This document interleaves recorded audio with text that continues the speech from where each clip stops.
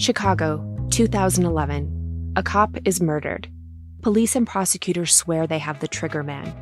He swears he didn't do it. How far will each side go to prove they're right? Like it's just one bombshell after another, where you're like, what? The story of a PlayStation, a brain-eating amoeba, and the relentless pursuit of justice. Off Duty, out now. Listen wherever you get your podcasts. Hi, this is Hannah Berner from Giggly Squad. Have you ever put on a bra that makes you feel like a goddess? Prepare to be obsessed with the Dream Angels Wicked Bra from Victoria's Secret, the iconic brand behind the world's most comfortable bras. And I only wear the most comfortable bras. The bestseller features an innovative sling for perfect lift without padding, and the fit is chef's kiss. Awaken your inner goddess with new colors and super femme lace embroidery.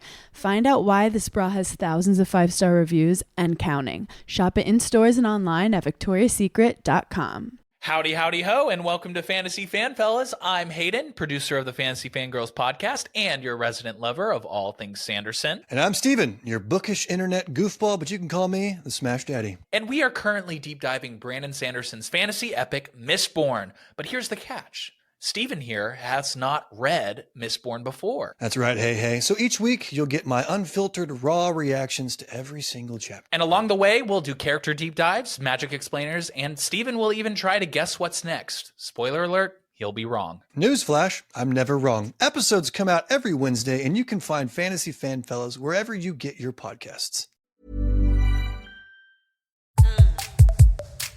Hello, and welcome back to the Psycholegal Pop Podcast. This is a podcast where we talk about popular culture through the lens of an attorney and a therapist. I'm Tess Brigham. I'm the therapist. And I'm Brooke Brigham. I'm the attorney.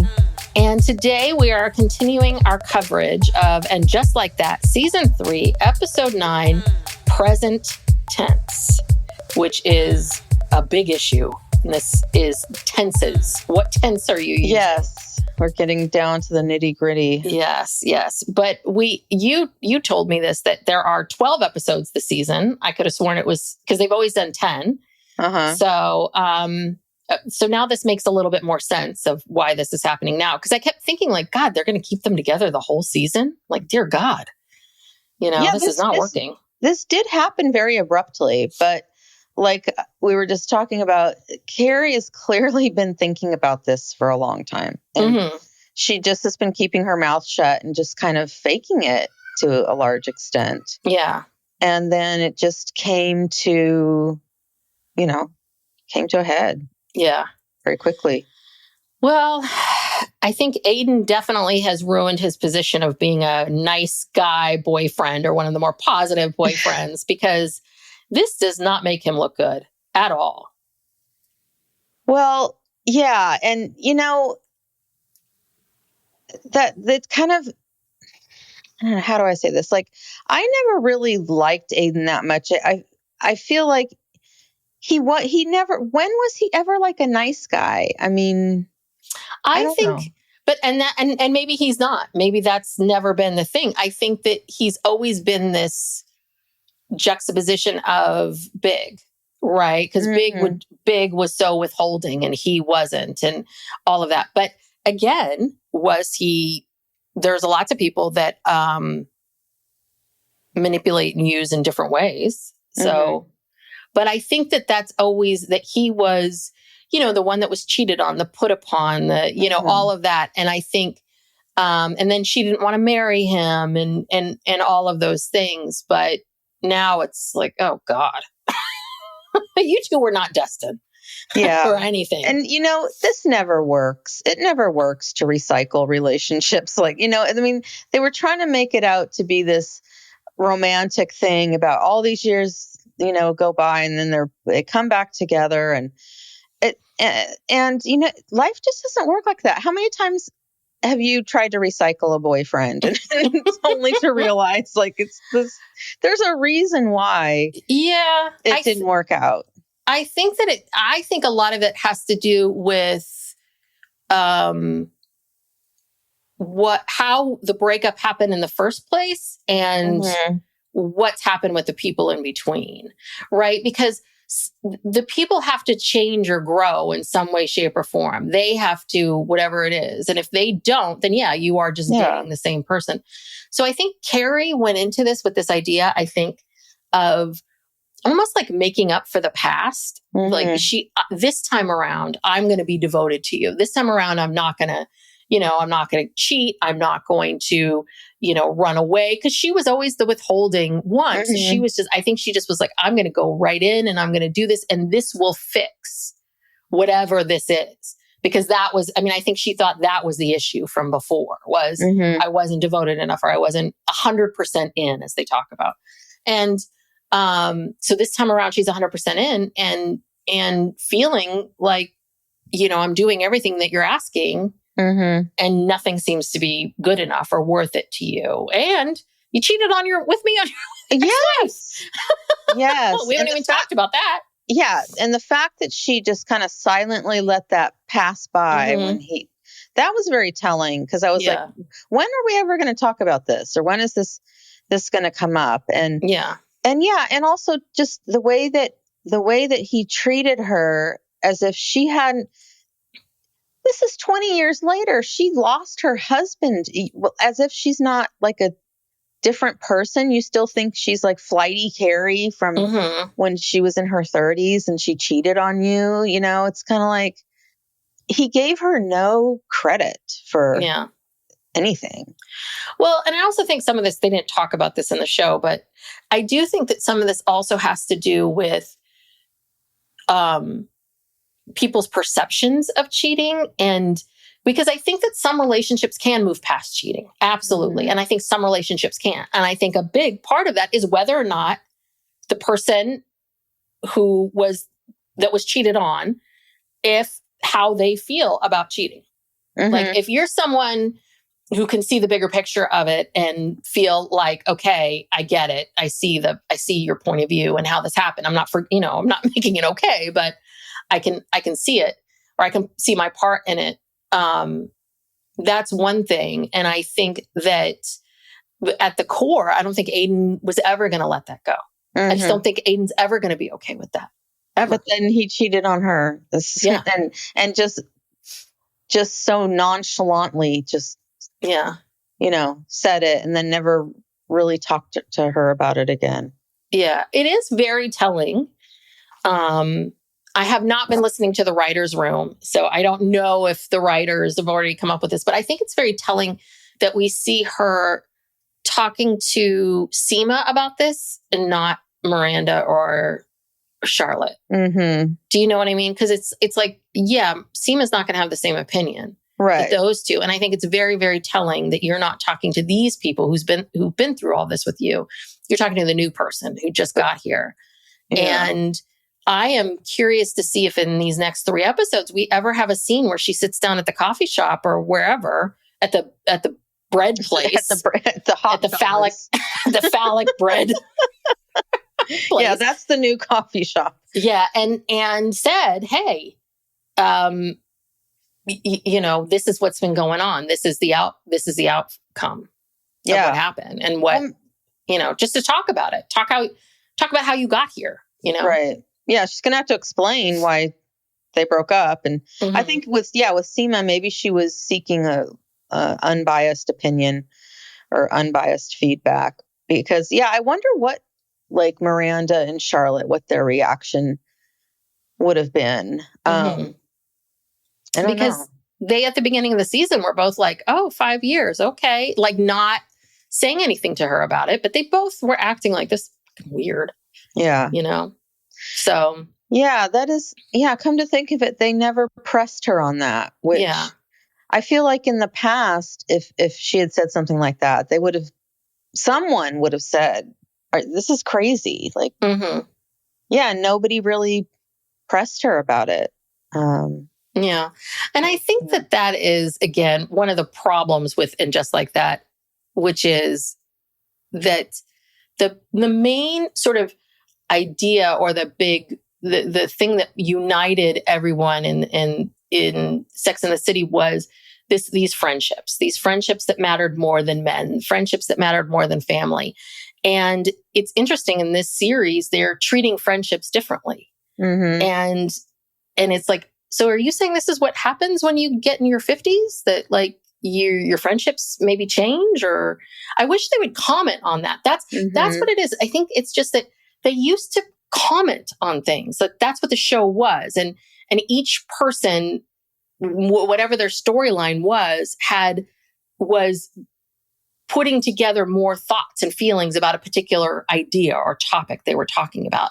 And so this feels so odd when you have this big stuff between Carrie and Aiden, and then you have these like little scenes of, oh, we have to tell everyone Charlotte's still in the show. We have to tell everyone LTWs is still in the show. And it's like, how is this moving anything along? It's very random. Yeah. I feel like everyone's kind of in their own story and no one's really coming into the other person's story or commenting on what's happening in their lives. It's like just very separate. Yeah. So anyway, okay. Well, I realized like, we just started talking. We didn't even tell people like what we were talking about.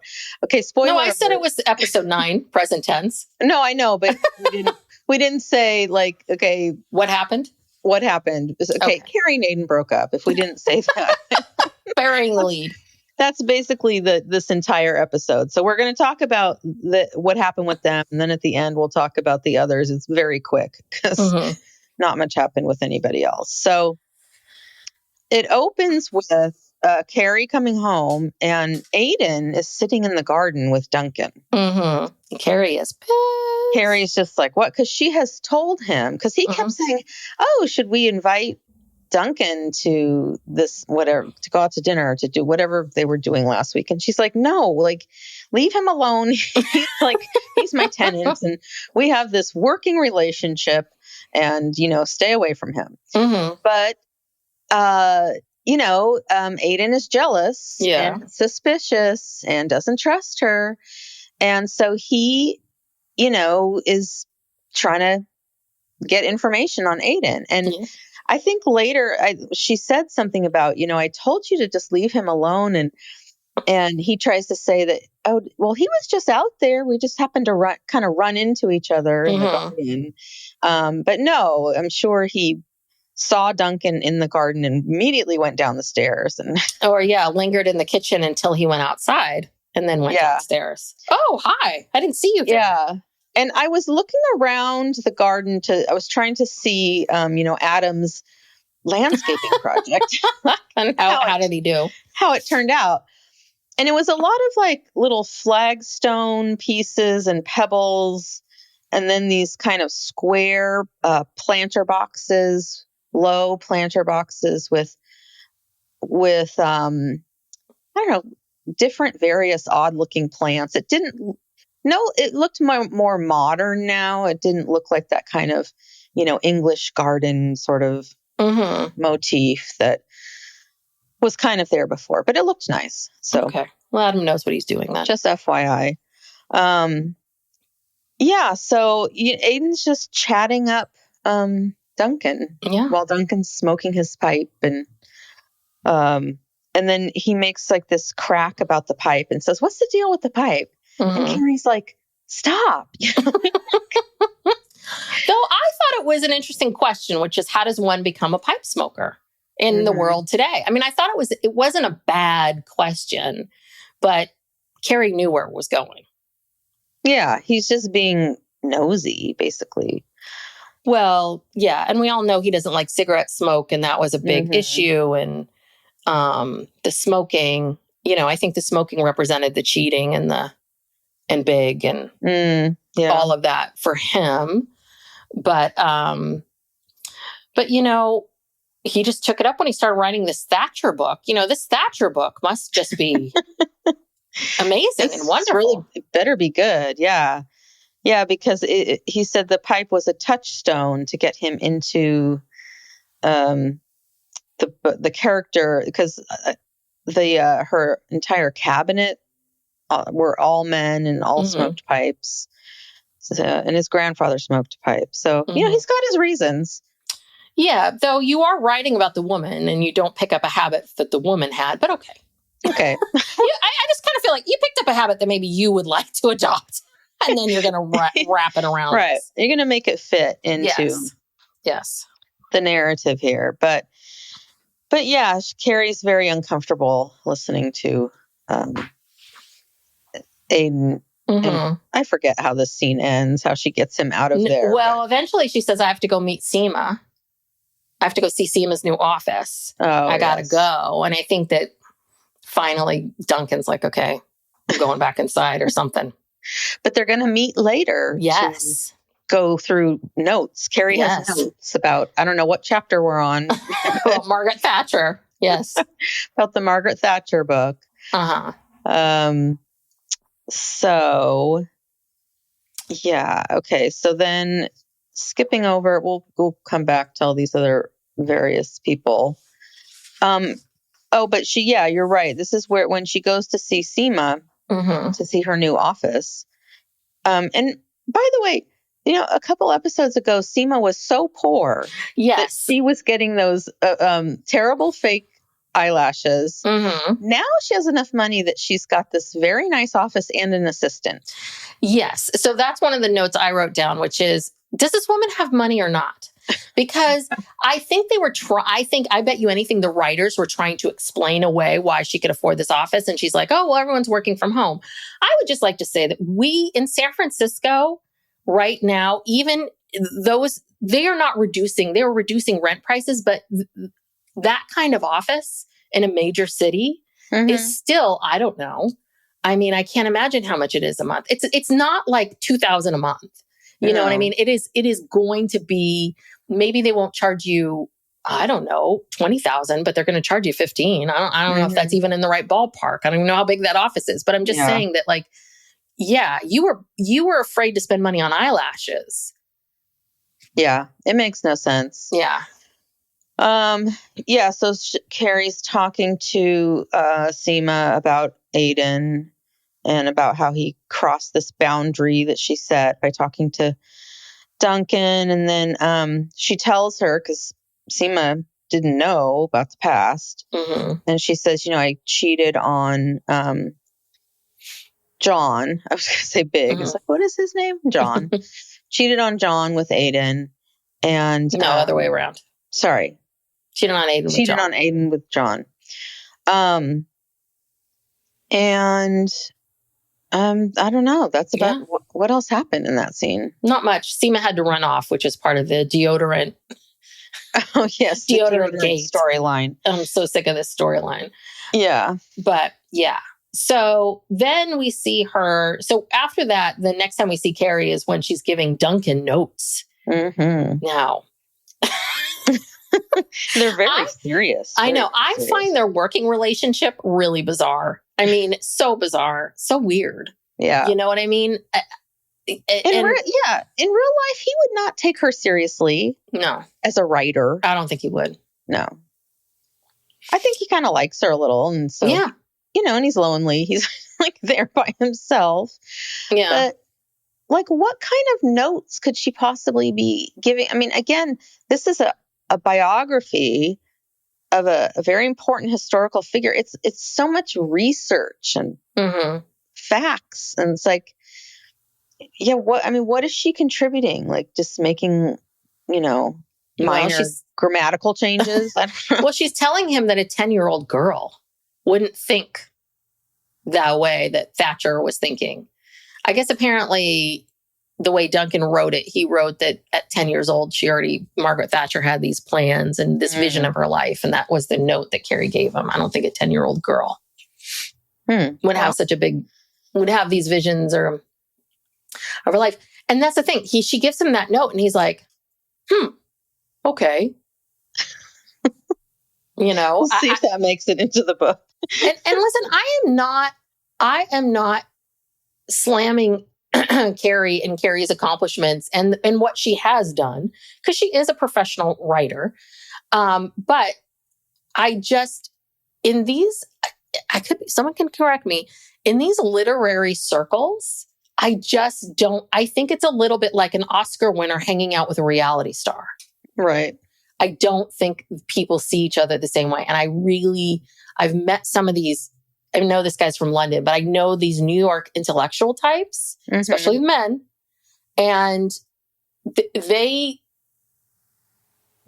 think they are not going to take notes from her. Yeah, no. And he's very, he's kind of stuffy, Yeah. So, yeah, no, it's so weird. The whole thing is weird. But Aiden, of course, knock, knock, knock. 8:30, he comes by and he says, "Hey, I have steaks. You guys got to eat. Let's grill up the steaks." Okay. Yeah, and again, she's like, "No, leave us alone. we're working." He's like, "Oh, okay. Well, maybe like in an hour." And she's like, "No."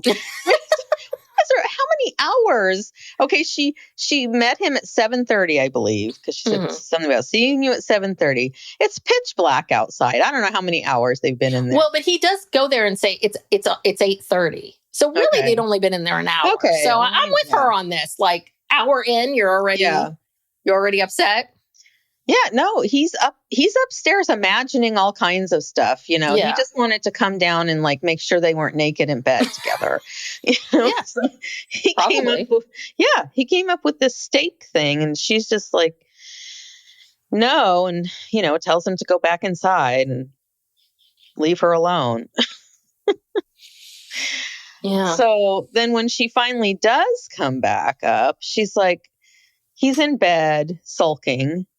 And she crawls into bed and she's like, "Oh, thank you so much for being so understanding." Why is she thanking him for being he interrupted her. Mm-hmm.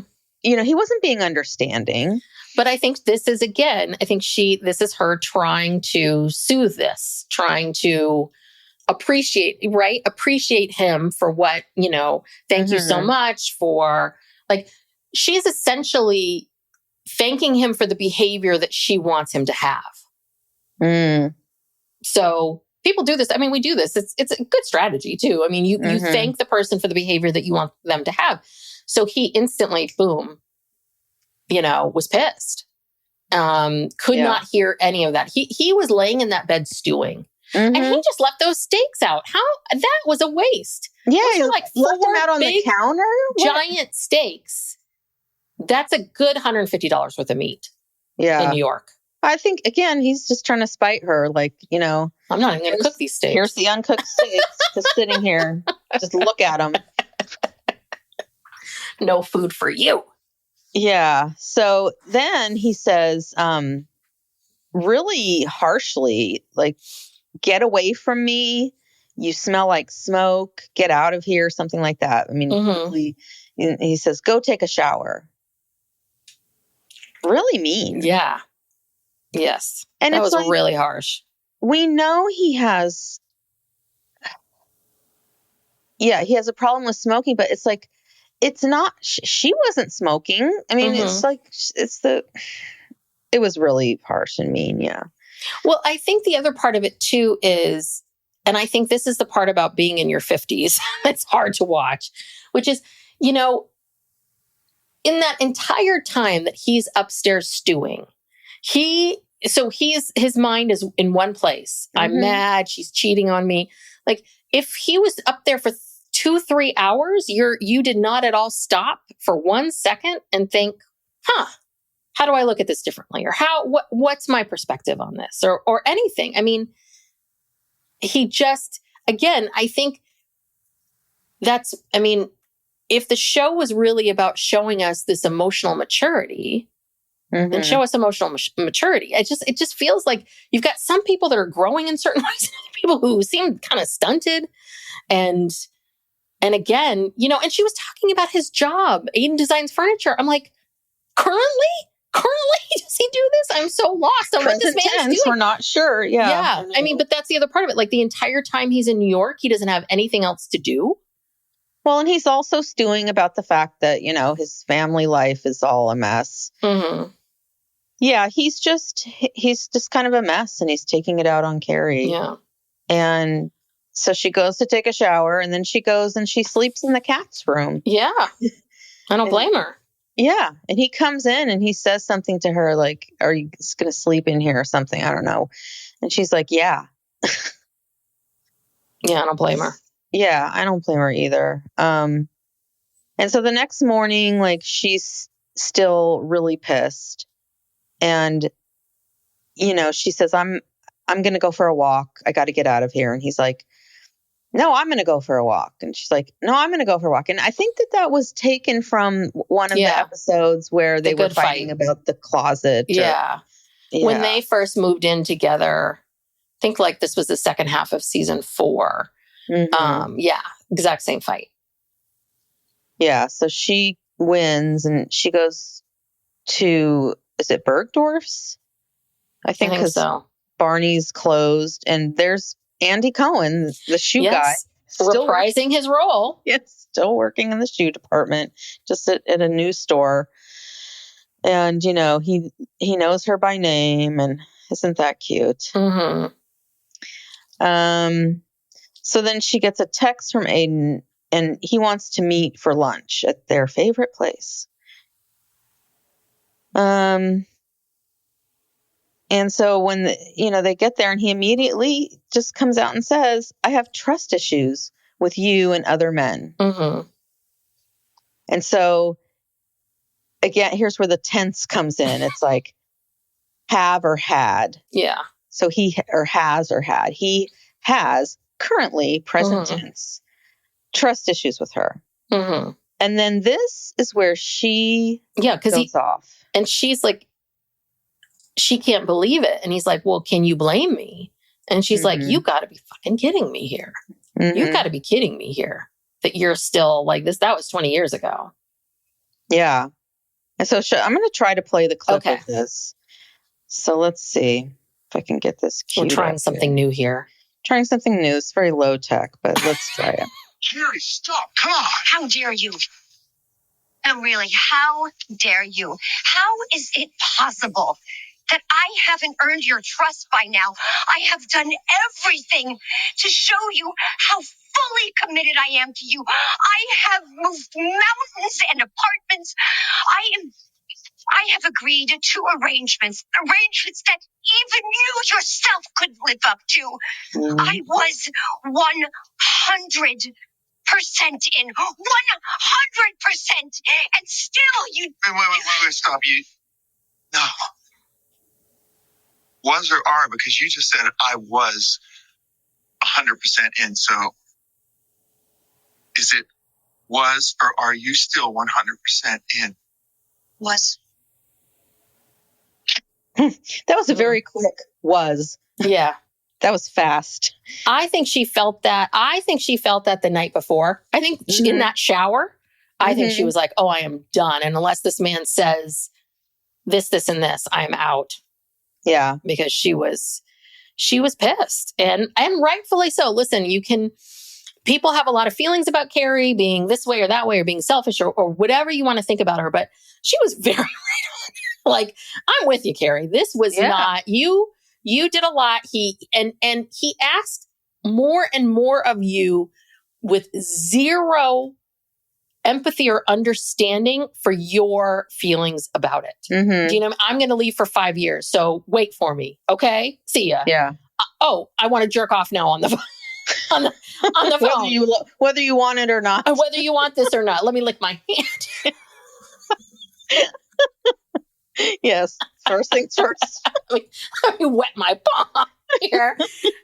I mean, every step of the way, every goddamn step of the way, he had zero empathy for her, zero understanding of how she felt at all. And it was like, yeah. No, she's been thinking about that speech for a while. Mm-hmm. And that was it. That was the straw that broke the camel's back. I still have trust issues with you. I mean, give me a break. Then he looks at her and goes, I really thought we would make it this time. Really? Third time's a charm. Third time's a charm here. I really thought we would make it. After I told you I won't go into your apartment and we can't see each other for 5 years. And now I'm back. Yeah. Well, and also too, I can't remember if it was in that clip I just played or not, but she says also that it's the family stuff. Yeah. And she says, I'm sorry, but it just is. And she's right. You know, she had no idea what she was signing up for.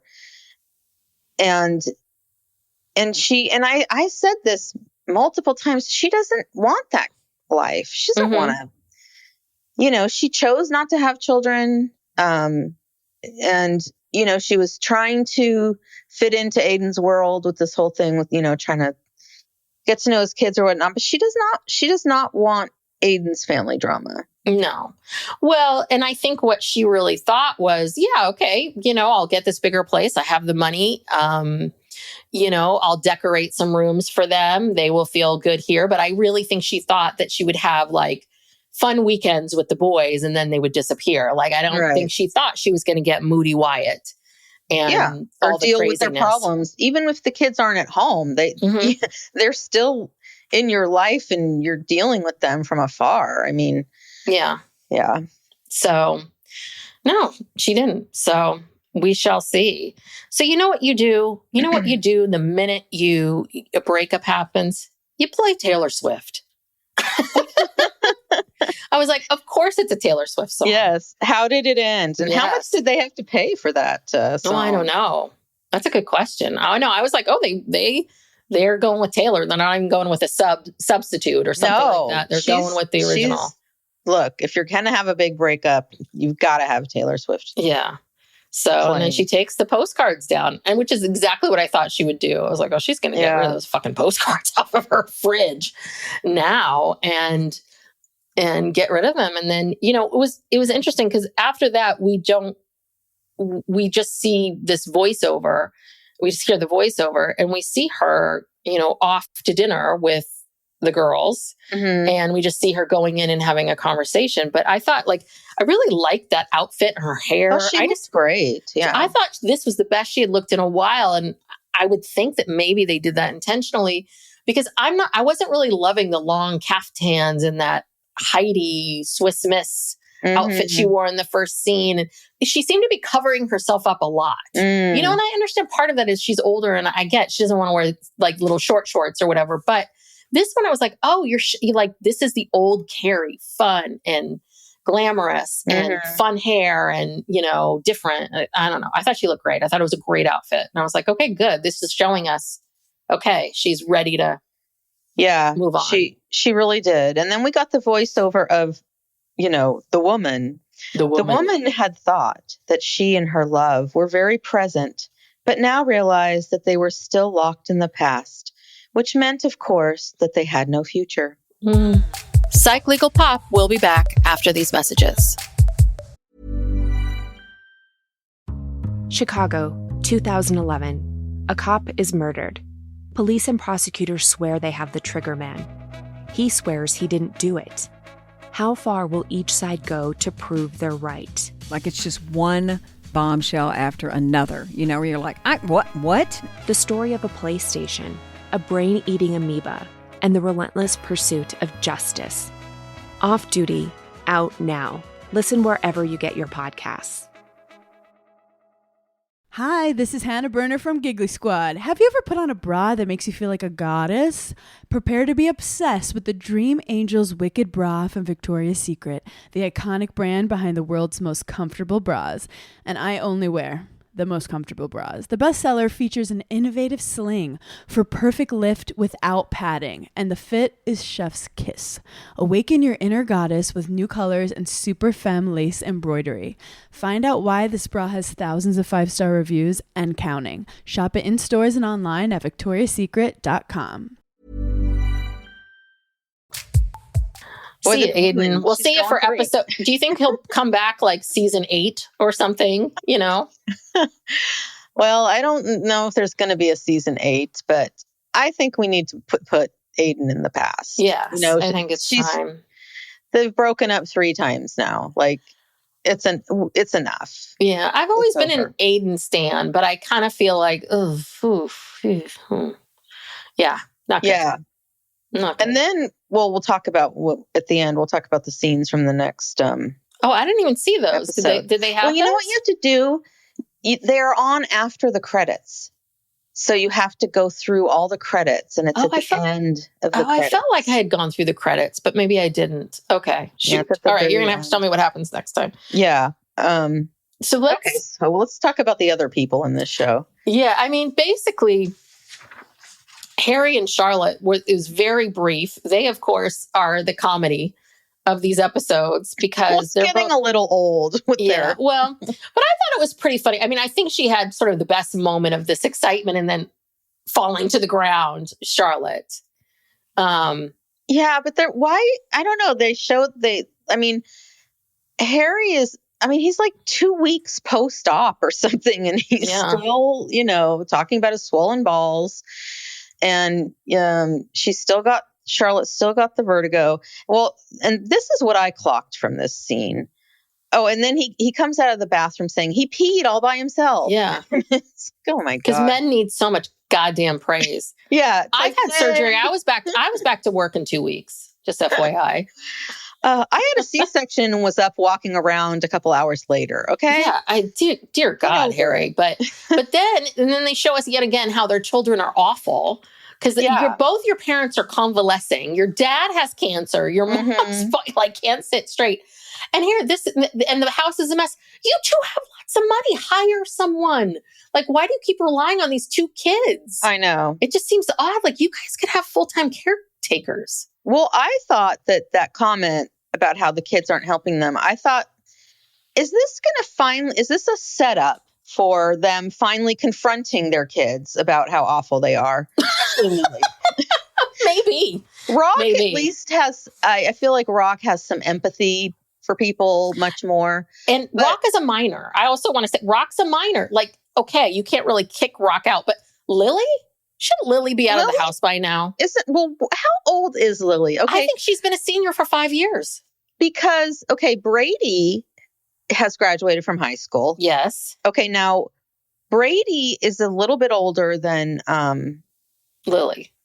I don't know by how many years, but yeah, Lily really. And they were talking about the college earlier in the season, the college counselor thing. Yes. So maybe she's a senior. I don't know, but it's like they're both old enough to be more grateful and helpful and, less spoiled and indulged. Mm-hmm.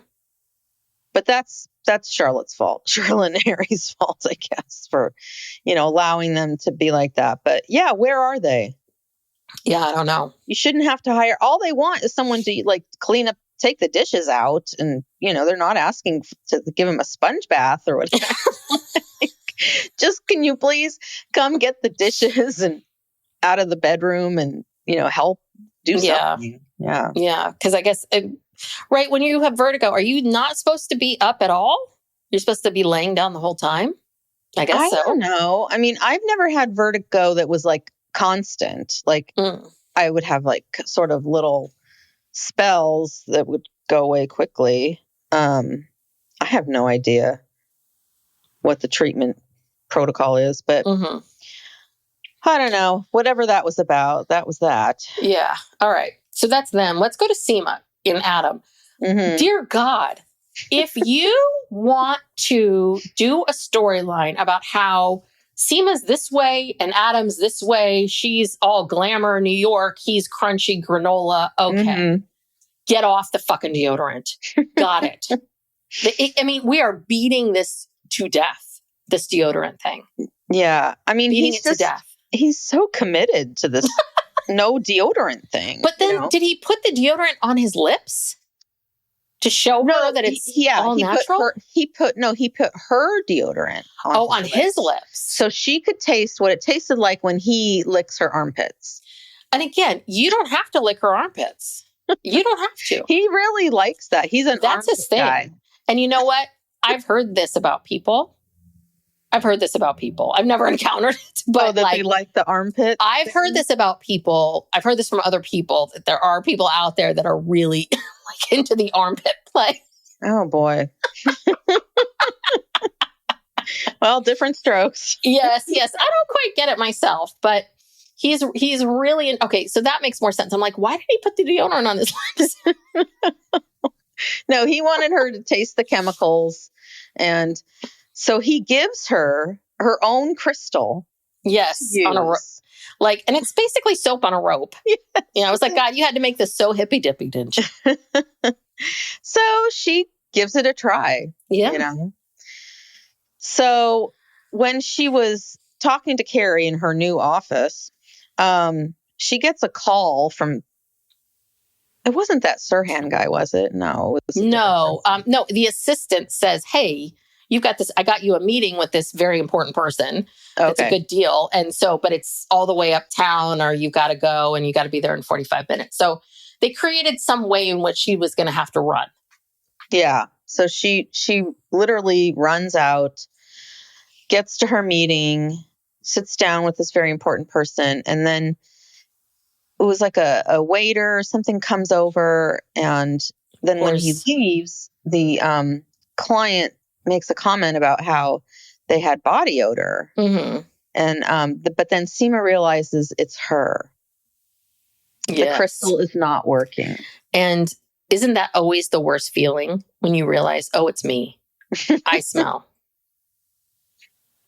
Well, luckily, I don't think I've ever had that revelation. Well, that's why I'm saying because I wear real deodorant. That's why you have to carry the good chemically stuff around with you in case of emergencies. Oh my gosh. Well, I've never sweated so much that like my deodorant failed me, you know, in one day. You know, if you put on deodorant in the morning, I've never, because I get the tough, you know, the what is it? Secret? Yeah. The gel. Yeah. The good. I get the most powerful, whatever. And it can last a few days, honestly. Okay. So. Well, I've had some incidents where by that night, I wasn't smelling as great. And so. Yeah. So. But I've never had something like this where someone pointed it out to me. It's been more of a personal, like, oh. Right. Like, hold on a second, you know? Yeah. So I think that's the end of the crystal. Oh, dear God. If next episode, she then confronts him about it and be like, this doesn't work. You know, I'm going to lose my goddamn mind. I am. Well, get ready. I have a feeling that it's going to come up again. This is the only storyline they have. This is their storyline. But why can't their the deodorant? Why can't their storyline be something that I feel like would be a little bit more realistic, which is money, or she realizes he has money, or she hears about his. Oh, hold on, it seems like he had a very kind of alternative life. Moms changed their names, their last names to Karma.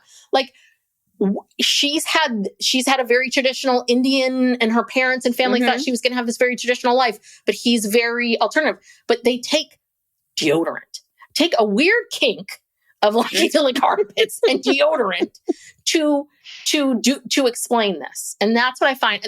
There is such rich stuff in there they could work with. And it's like this. You'll be happy to know that there is a scene from next week where I think they do get a little deeper. Okay, good. So we'll talk about that. All right. Yes, I think we are gonna move on. All right. And then I fucking hate Herbert. I'm God. out. But and I think LTW had some of the best lines. She had the best lines in this entire episode because she is so done with him. And she's like, Ozempic. Like everybody's on it. Yeah. Shut up. No one cares. Yeah. I mean, why are we doing this to Herbert? Why are we making him this entire season? He's just been the biggest asshole. And I don't feel like, I don't know. He's supposed to be this, I don't know. We didn't see him acting like a baby in the past. And so I can understand, you know, you're stressed out about the, I think it would have been a little more interesting if he had read something in a paper about being fat. And then he had to someone made a comment about someone made a comment. Yeah. And what would be interesting is what would happen if that, you know, like how would that affect his ego and how he would feel about himself? And then maybe LTW can come around and be like, well, this is how women are talked about all the time. Right. You know, like sort of like how this man is experiencing something that women experience all the time. That would be interesting. But instead he's like, what is all this cheese? It's like, you have kids. I'm sorry, but if you have kids, what you're just gonna have lettuce in the fridge? Like, what do you? You're mad that they're shopping here. Yeah, other people want to eat. You don't have to eat it. And also, I'm sorry, if just seeing cheese is enough for you to break the diet, then you've got other issues.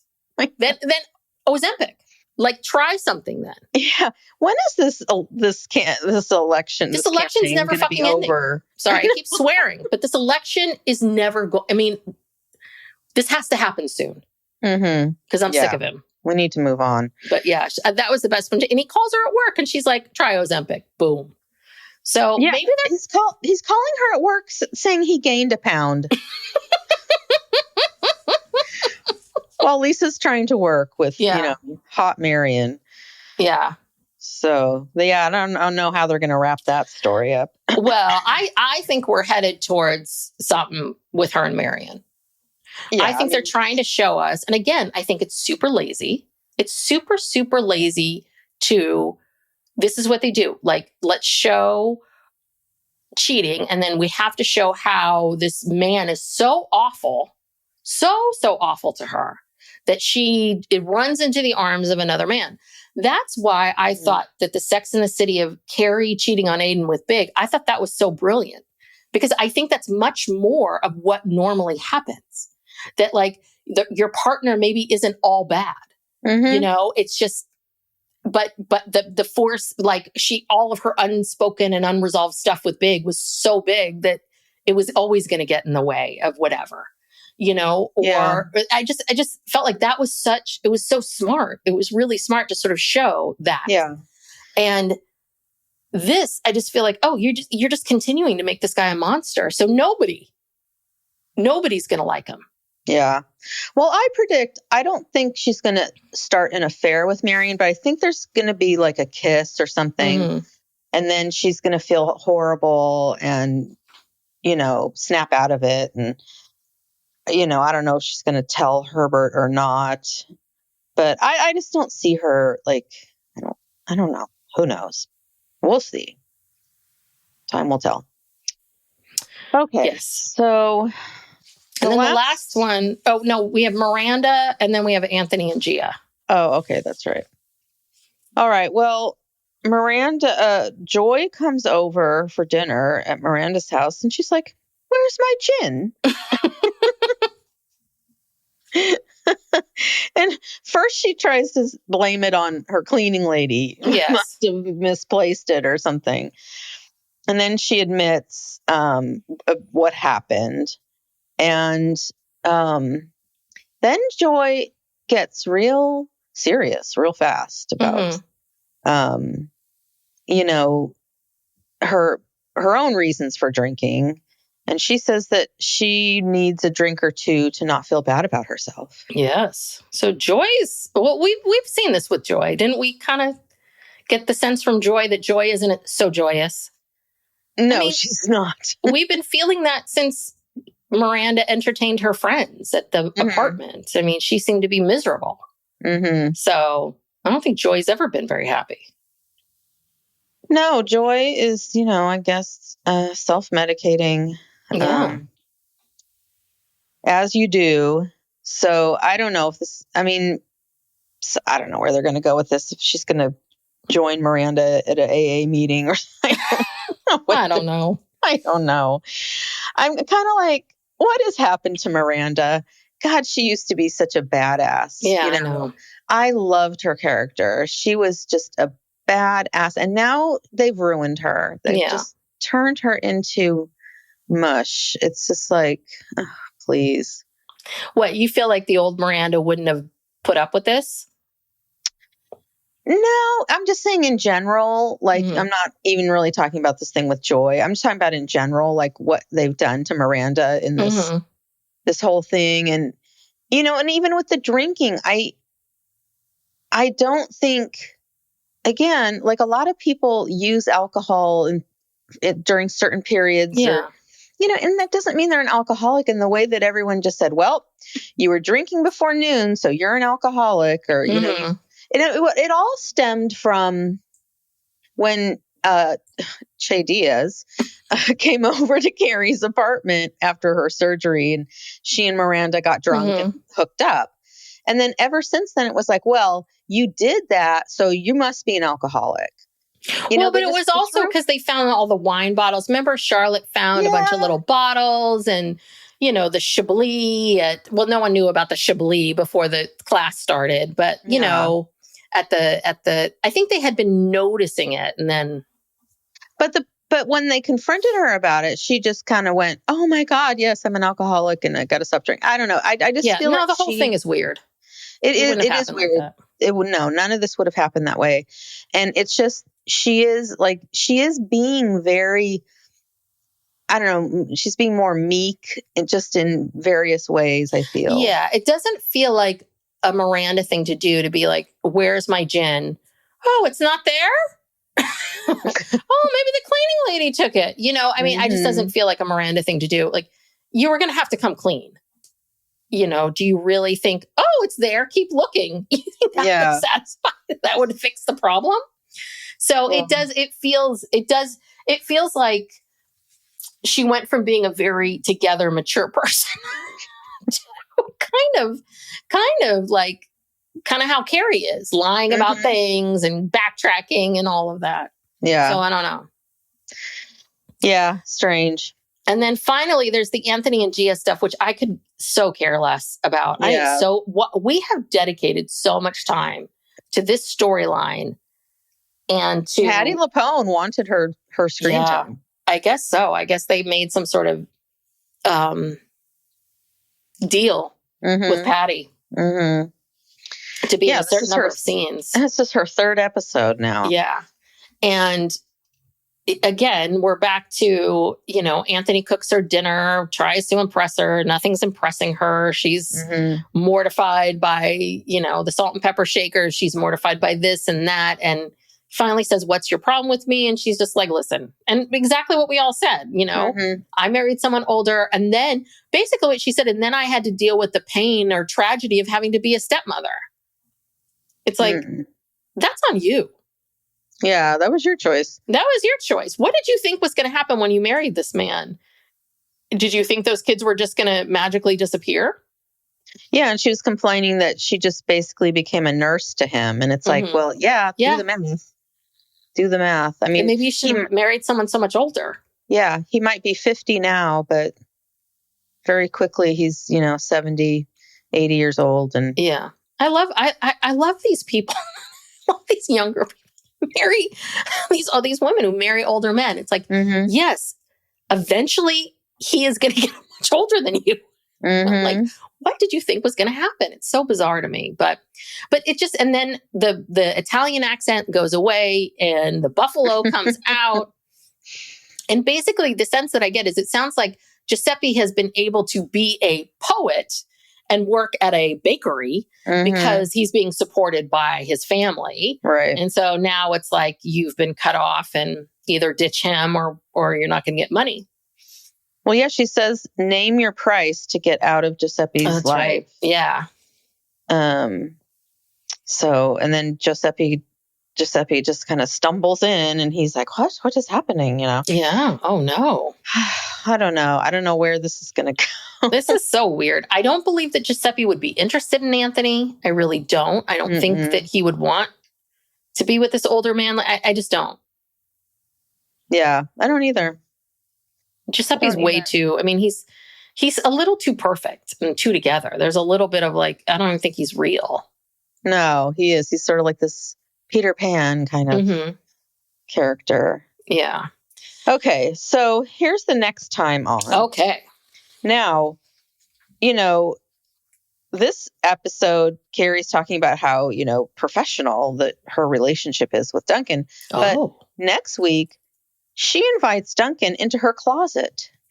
Oh. So he's in her closet and he's looking around at all these sparkly shoes and bags and stuff. And he says, "You're a fairy tale." Okay, where's this leading? Okay, then there's a scene with Miranda, Steve, and Brady. Oh, Steve. He's back. Steve's back. And they're sitting at like what looks like a kitchen table, like at someone's home. And Brady says he wants to talk to them about something. And then they cut to like these shocked looks on Miranda what's and this going to Steve's be? faces. So yeah, we don't know. And then they show Charlotte in her bed on her laptop doing a psychic energy cleanse. Okay. And then this was the interesting thing. So Seema is now in a apartment. I'm assuming it's Adam's apartment, and it's a beautiful apartment. Like, he's got money, you know. It's like a wall of windows, and it's very stylishly decorated. And he's talking about how his mother died of breast cancer when he was 20. And then you hear Seema saying mommy issues or something like that. Oh, dear God, Seema. Yeah. So now she thinks that he's with her because he has mommy issues. Okay. Don't flatter yourself, Seema. So hopefully that's a sign of they're going to go a little bit deeper. Then they show LTW rushing around her house, and her daughter says, "You're never here." And that's it. Yeah, okay. So we have 3 more episodes. Yes. It's sad. It's coming to an end. Yeah.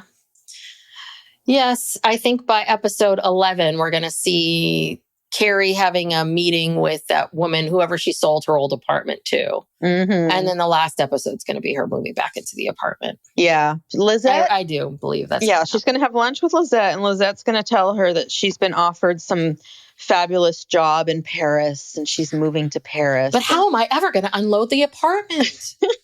Yeah, I don't have time to sell an apartment. Oh, my gosh. And then Carrie will call Seema. Seema will be like, I'm very, very busy with all these contracts. At the Patel Group, but I guess I can come and help you get your apartment back. Yes. Yeah, and she is going to move back into that apartment. Yep. And I don't know, is Duncan going to go back to England, or is he going to... I don't know. I mean, if she does hook up with Duncan, kind of, you know, I mean, I don't blame her. I mean, he's there. She's single. Like, hey, you know, I don't think that, but I do think it's really, you're just going to have her sleep with this guy. Like, that just feels too easy.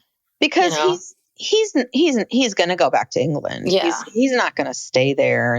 And she doesn't want some long distance relationship. I don't think they're going to have, I don't really think they're going to hook up. I think they're going to maybe like almost hook up. And then Carrie will have a revelation.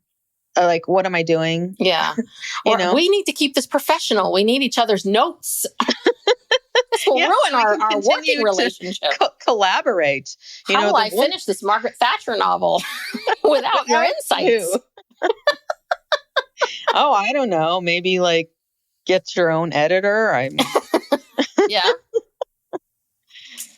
So, but the last episode, will that be maybe her book is finished?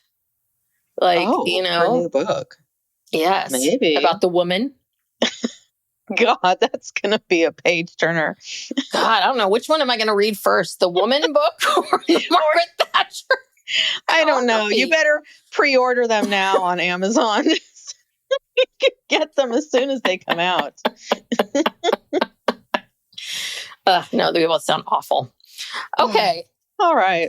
Then let's wrap this up for our show that we rip on but love. And I see this meme all the time where people are like, "Oh, I hate And Just Like That," and I can't wait for the next episode, or like, I want this show to go on forever.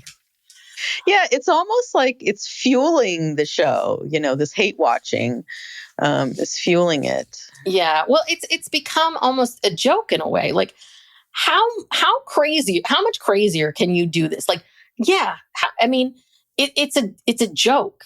Almost. It's become almost like, how much longer are you going to do this deodorant storyline? You know, it's just, anywho. Yeah, and what happened to these writers? You know, Eliza, Julie and Eliza, you know, who wrote such smart stuff on the Sex and the City, and they were younger then. They didn't even have children then. Now these are two women like in their 50s who have families and a lot more life experience, and it's like your writing's getting worse. Yeah.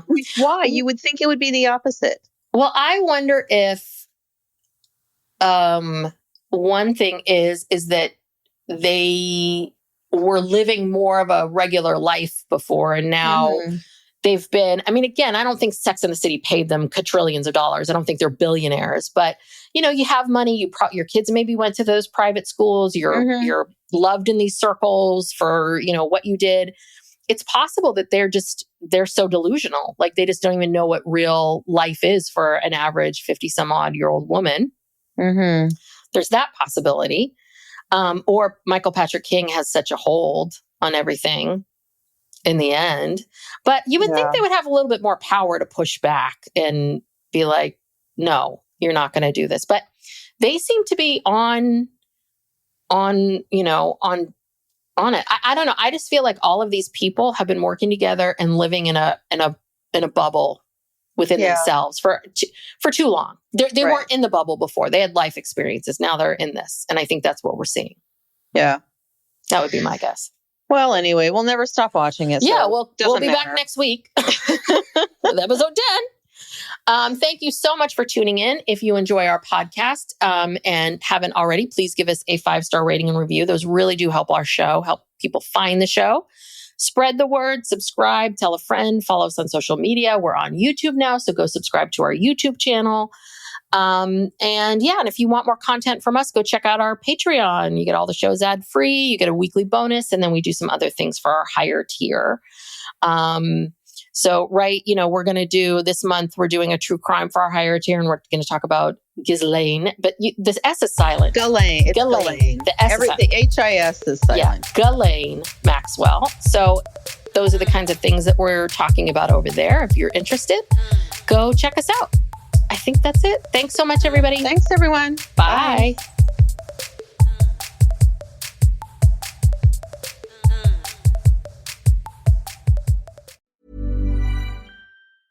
This message comes from Jackson.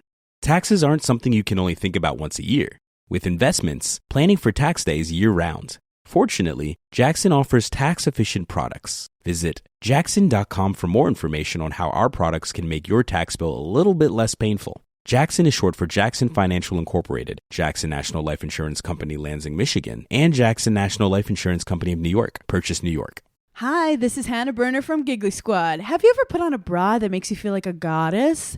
Prepare to be obsessed with the Dream Angel's Wicked Bra from Victoria's Secret, the iconic brand behind the world's most comfortable bras. And I only wear the most comfortable bras. The bestseller features an innovative sling for perfect lift without padding, and the fit is chef's kiss. Awaken your inner goddess with new colors and super femme lace embroidery. Find out why this bra has thousands of 5-star reviews and counting. Shop it in stores and online at victoriasecret.com. Howdy, howdy, ho, and welcome to Fantasy Fan Fellas. I'm Hayden, producer of the Fantasy Fangirls podcast and your resident lover of all things Sanderson. And I'm Steven, your bookish internet goofball, but you can call me the Smash Daddy. And we are currently deep diving Brandon Sanderson's fantasy epic, Mistborn. But here's the catch. Steven here has not read Mistborn before. That's right, hey. So each week, you'll get my unfiltered, raw reactions to every single chapter. And along the way, we'll do character deep dives, magic explainers, and Steven will even try to guess what's next. Spoiler alert, he'll be wrong. Newsflash, I'm never wrong. Episodes come out every Wednesday, and you can find Fantasy Fan Fellas wherever you get your podcasts.